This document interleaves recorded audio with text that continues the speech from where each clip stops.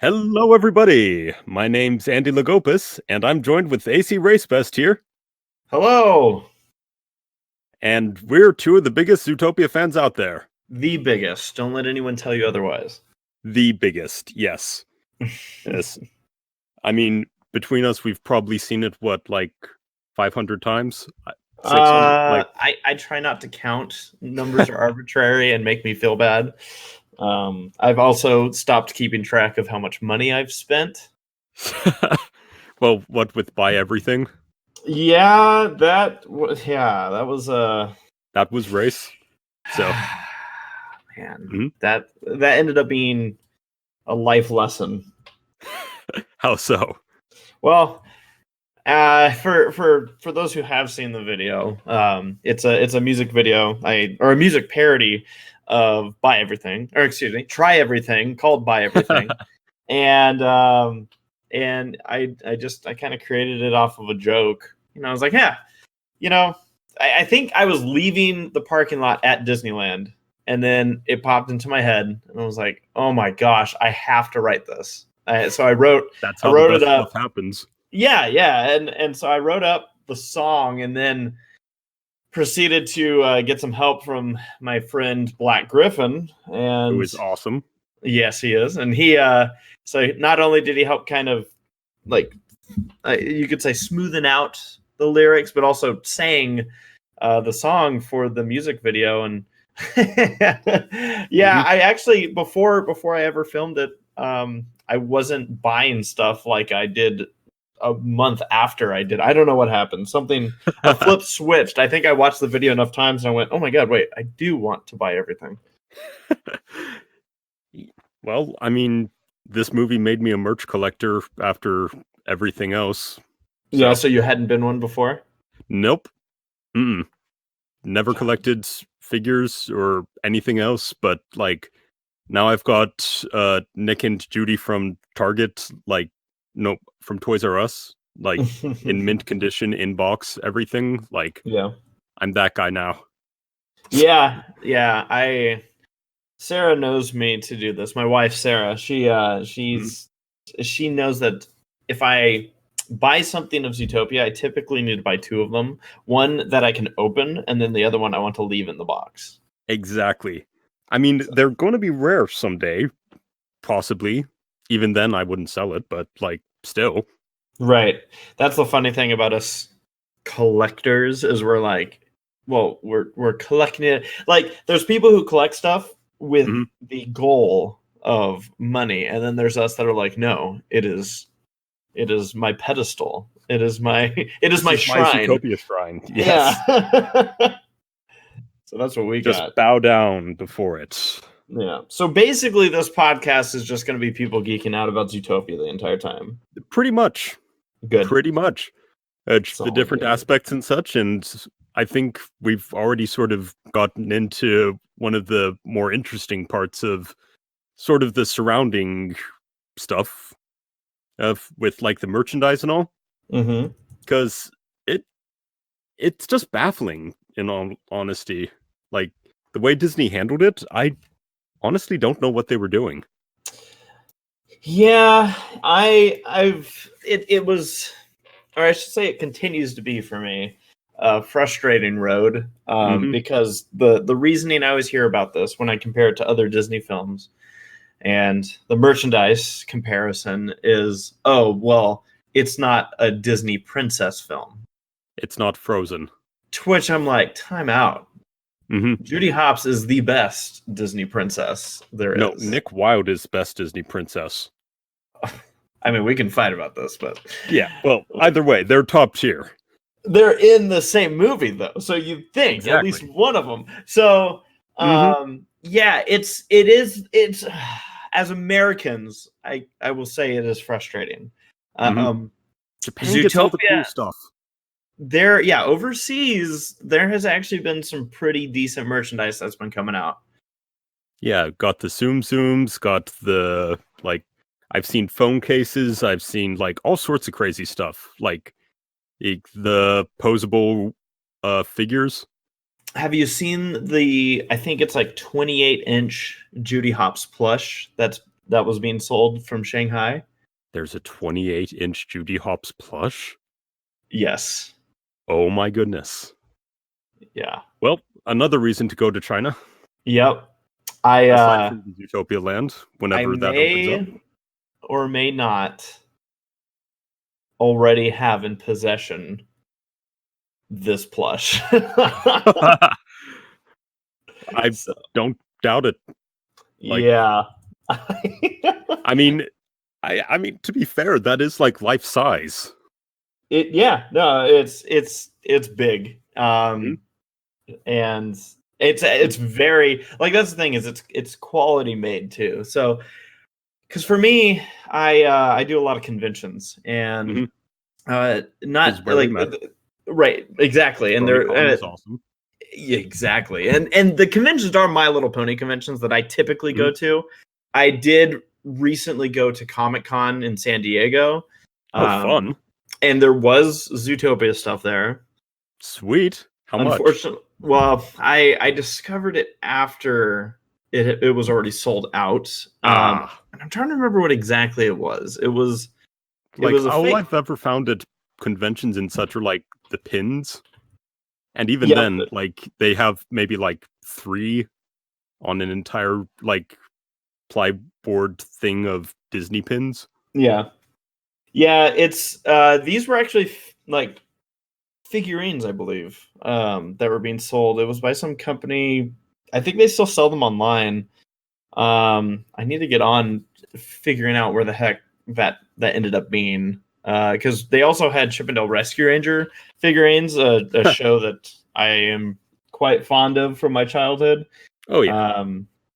So yeah, I mean, there was stuff there, but like you said, there's also even just at conventions for My Little Pony. Hey, cool! There's merchandise for Zootopia. Obviously not official merchandise, but it is. There is. I did see at least one Nick Wilde body pillow at BronyCon. Oh, there is more than one. Mm-hmm. I did see at least one. Now, how many do you own? Is the question. How many do you own? Ooh, information to disclose on a podcast. Welcome to the podcast life, Andy. Yeah, no.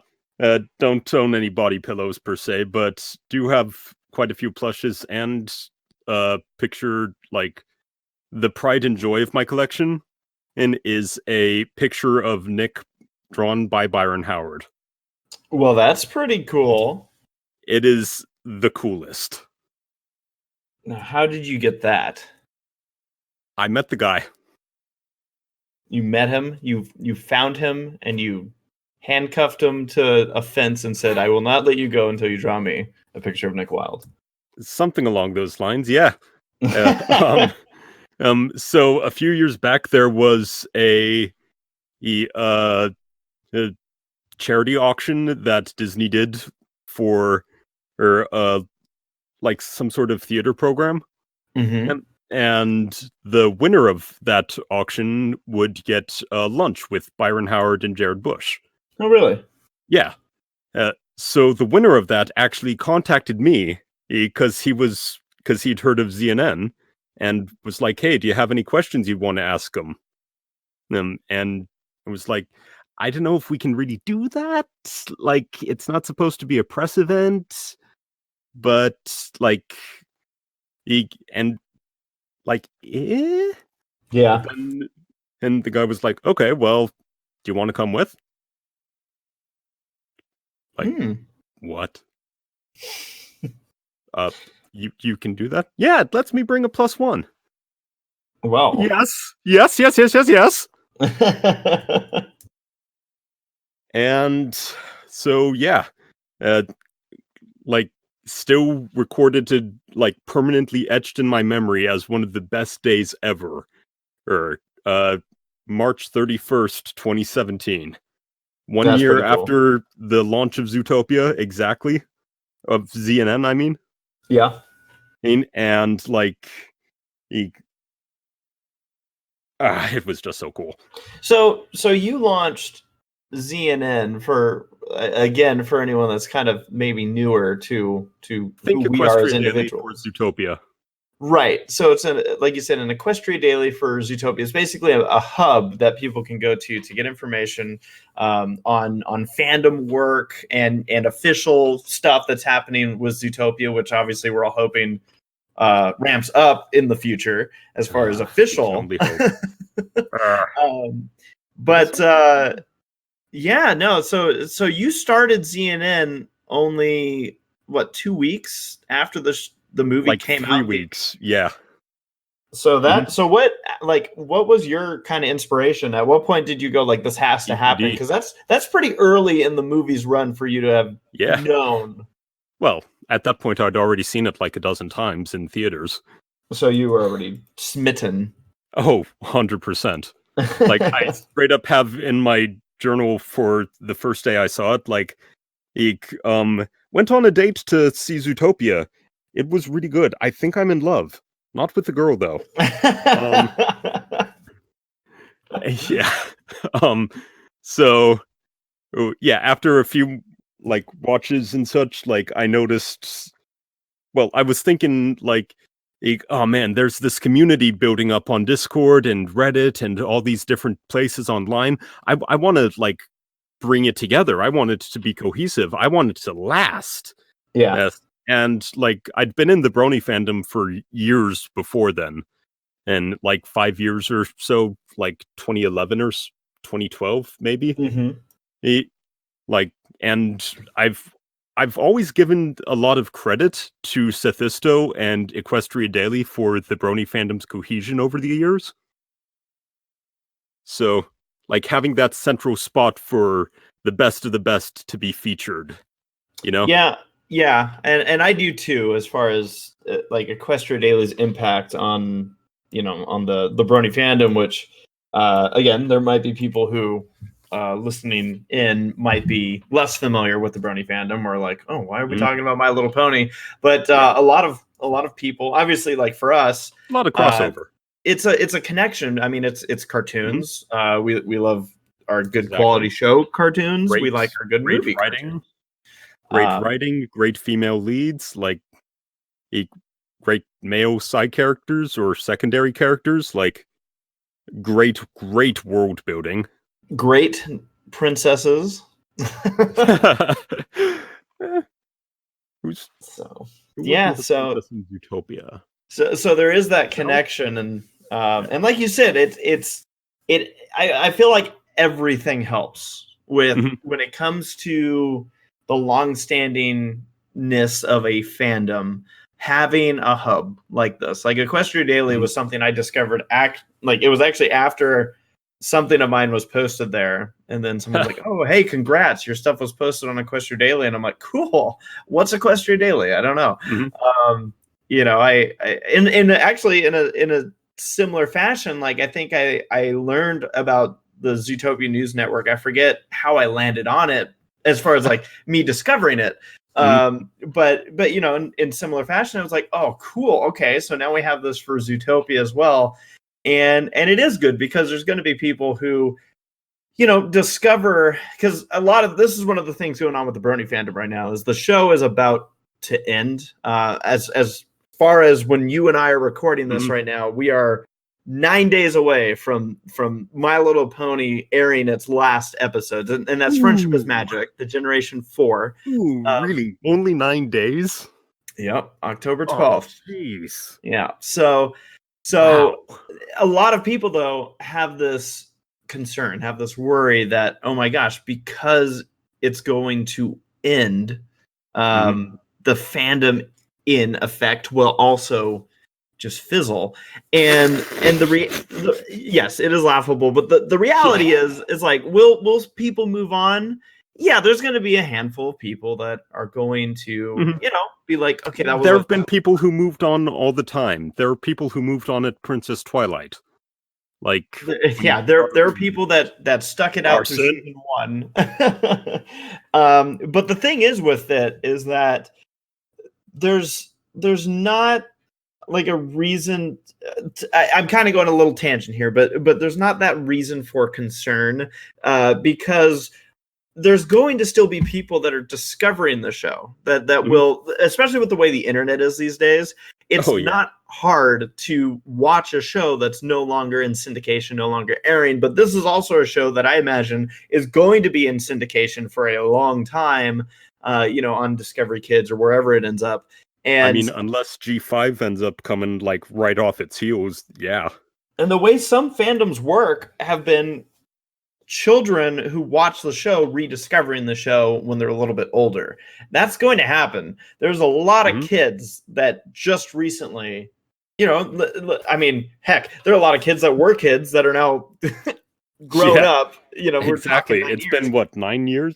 Exactly. Like 9 years? And that's the beauty though of me transitioning here to Zootopia is there's going to be kids and maybe even adults that that haven't seen the movie yet, that might finally be like, oh, let's give it a shot, or maybe old enough to finally see it and appreciate it and go, holy crap, this is cool. And with the way fandoms work now, the internet is a game changer, and it's created this situation where fandoms have such an ability, if people put the effort like you have, Andy, to the Zootopia fandom, to the Zootopia content, it gives people a reason to be like, you know what, I do care about the fandom. I do want to be a part of it. Maybe I will create content in regards to the movie. Maybe I'll make some art, which the art side of this fandom, God bless it, it is my goodness, still going so strong, and I love it. I love it. We actually just started a little mini competition challenge thing. And Excellent. I just called out a bunch of Zootopia fan artists on Twitter, like, hey, Inktober's starting up. Let's make it Zinktober. And I'm participating myself, like, for the first time. Oh, really? Yeah. So we know you can run a website, but so you're also an artist? Aspiring, not that good, but, like, working on it. Hey, that makes you an artist, my friend. That makes you an artist. Thanks. Yeah. Yeah. But yeah, if you want to see what I'm working on, just Twitter @ZNNAndy. There's the shameless plug of the night. You gotta have a couple of those at least. Yeah, I mean, self-respecting podcast isn't without some, Shameless plugs, indeed. Yep. So.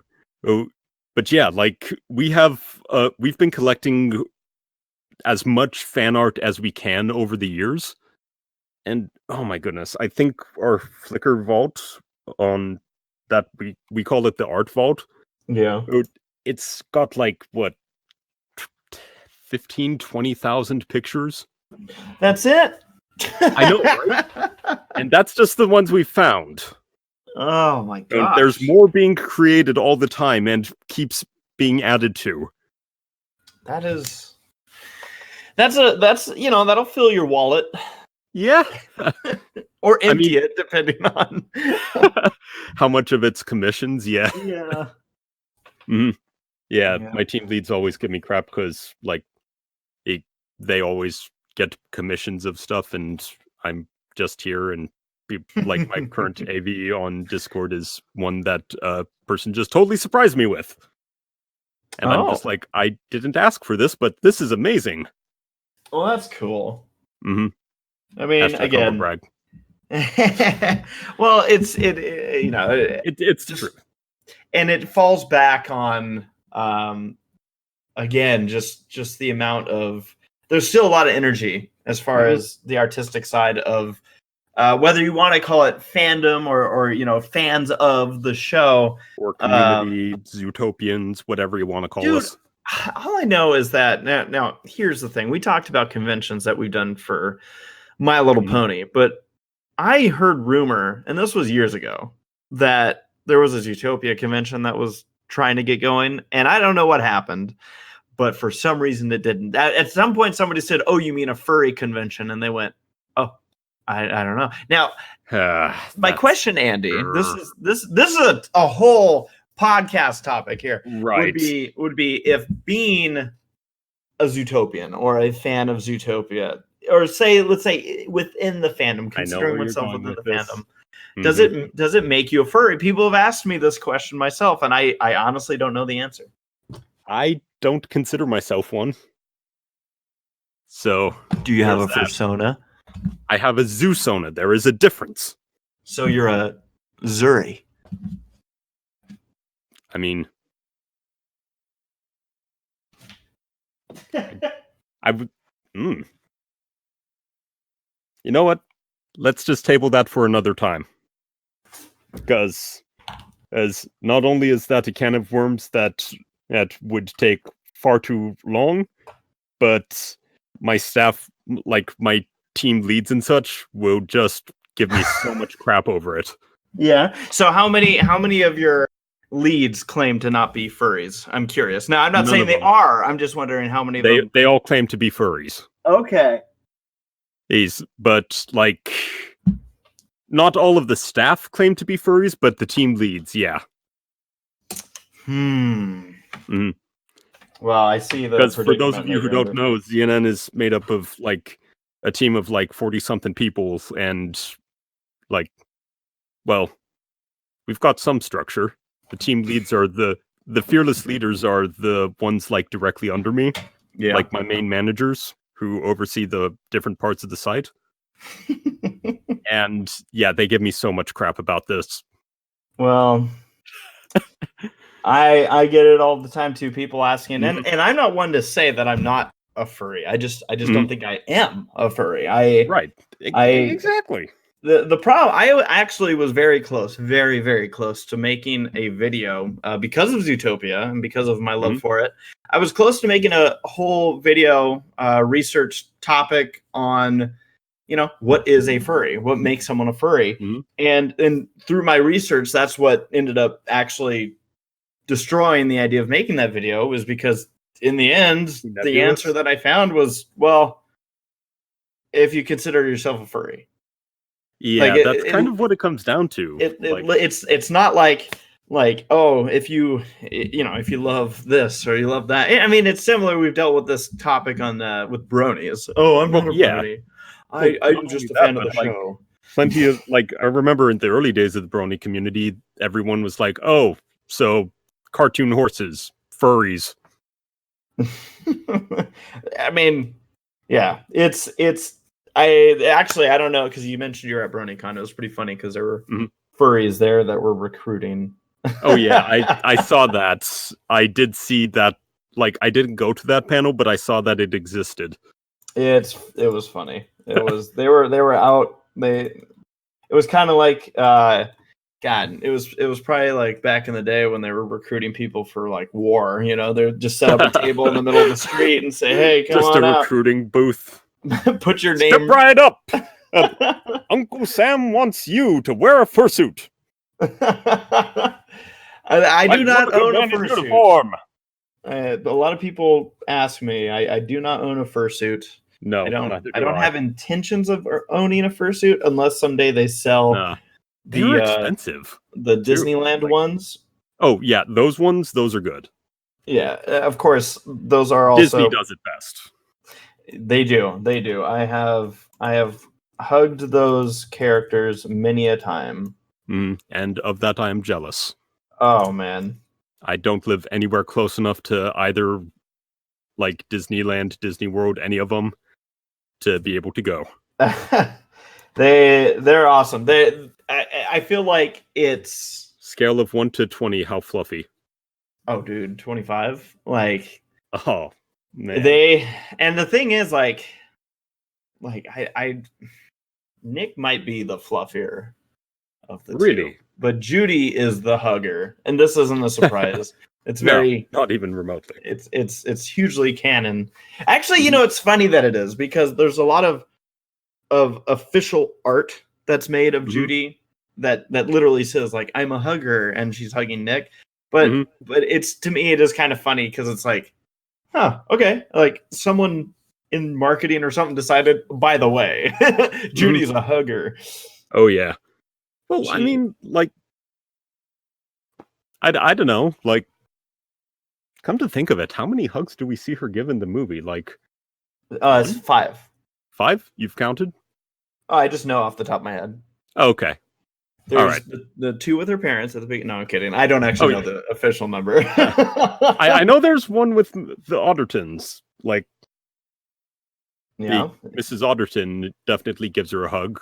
There's kind of a hover hand moment with if you want to call it a side hug at one point with Mrs. Otterton. Like I said, she hugs her parents. She definitely gives Nick. Well, Nick gives her a hug, like at the bridge scene. Yeah, she punches Nick. What happens? Yeah. Yeah. They salute each other. Oh yeah. And that can lead into a whole other discussion of wild hops. Oh god, that's definitely that could easily fill an hour. Well, the one thing we do know that everybody agrees on is that Judy and Nick are meant for each other, and that they will get married someday. And they are destined for each other. Everybody agrees on that. There's even the ones who don't want them to be shipped together, like they know it's true. They admit that like they have the best chemistry of all Disney characters. I do actually crack up. I've had this conversation. I think even because I made I think it was for Valentine's Day. I made a video in regards to the shipping war, I guess you can say, for wild hops. And I my computer is saying it's dying. Oh, it's okay though. It's all right.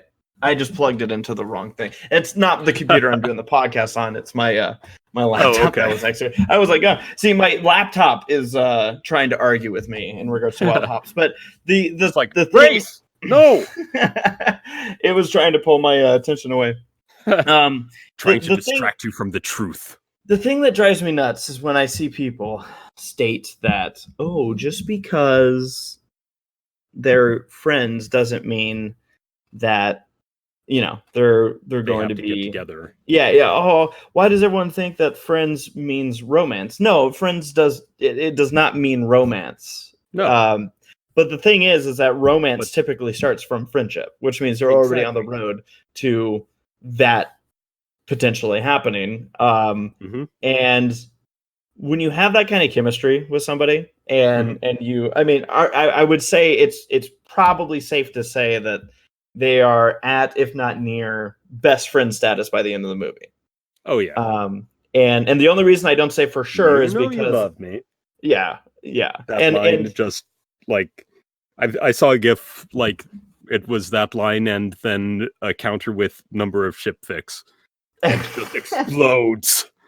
The thing with it is that like I said, the only reason I don't say for sure that they're a best friend status is because I feel like there's still that window. Well, I was gonna say we don't know the full relationship Nick has with Finnick. Like we don't know how good of friends they are. Are they just kind of business partners, or are they actually like hangout buddies? Are they actually like bros? Right. And so we don't know that. The way they act, there's at least some friendship in there. The whole I'll bite your face off and Nick casually takes out like those banter. Exactly. But also the fact that Finnick knew where to find Nick after like months of Judy being away, No, there's some subtext. It's just, again, I just fall back to it, is that this is one of the best setups for a relationship to, to sprout from this. And when I see people, this is the thing that drives me nuts, is when I see people say, oh, why does everyone think every movie needs to have a romantic relationship for the main person? It's like, this was after Moana came out. Like people were saying this after Moana came out, which, by the way, did not have a romantic relationship involved in it. And I'm like, that would be weird. Yeah, but yeah, I'm like, there's that movie. Like these are at least the people that I see arguing against it. Oftentimes, it just seems like they have some vendetta against people ending up in a relationship. Like it's not even like about Judy and Nick anymore. It's that no, they can't. Or there are people.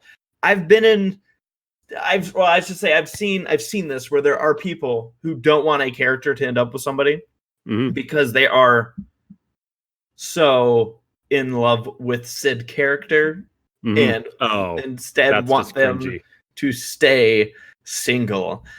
So that they can be with them, they can be with their OC more in their power, fanfic. More power to y'all if that's the thing. But yeah, no, I just again, there's such a good foundation. It is such a solid, good way to start a relationship. I mean, they went through turmoil. I'm not saying like, this is how you should do it. You should get in a huge fight and not talk for months. But no, but the way that they clearly care for you each other. should totally be racist towards the other. That's a good start for any relationship. Only if it involves realizing how much of an idiot you are and apologizing. It just is, again. And a lot of the stuff is stuff that you could dive into, and if somebody doesn't want them to end up together, okay, whatever. That's fine. I just know that when we get our next 6 Zootopia movies, that they're each going to progress slowly towards that inevitable marriage that we're going to see, and then are you? That. Well, yeah. I mean, the question, Andy, is: are they going to have kids? Ooh. Are you a believer that they will end up having kids? The good old boxes or funnies debate. I think that at the very least they'd adopt. So that's where my wife goes. I definitely see Judy wanting kids at some point. I don't know about Nick, but Nick is a kid. He is. He'd get along great with kids. And I think if I remember reading somewhere that foxes are like some of nature's best fathers. So really, yeah, like they are fiercely loyal or something like that, and always make sure that their kids are cared for. Well, I mean that's nice. It may have been in fan comic though. I'm not entirely sure. Oh, so where we get all of our important information. Exactly. The first Wikipedia, then fan comics. Every teacher's worst nightmare. But yeah, no, like if I remember right, foxes are like fiercely loyal to their companions. So, well, good. That's the way we like it. Yeah, as all species should have it. Exactly. Though rabbits, rabbits are a bit more less loyal. Oh, Judy. Well, I mean, I'm not saying Judy would be. She tends to buck a bunch of trends when it comes to rabbits. See, the word buck. Yeah, I know. It's ruined. Yeah. It's ruined with these fandoms. Same with the word not. And no. Stop it.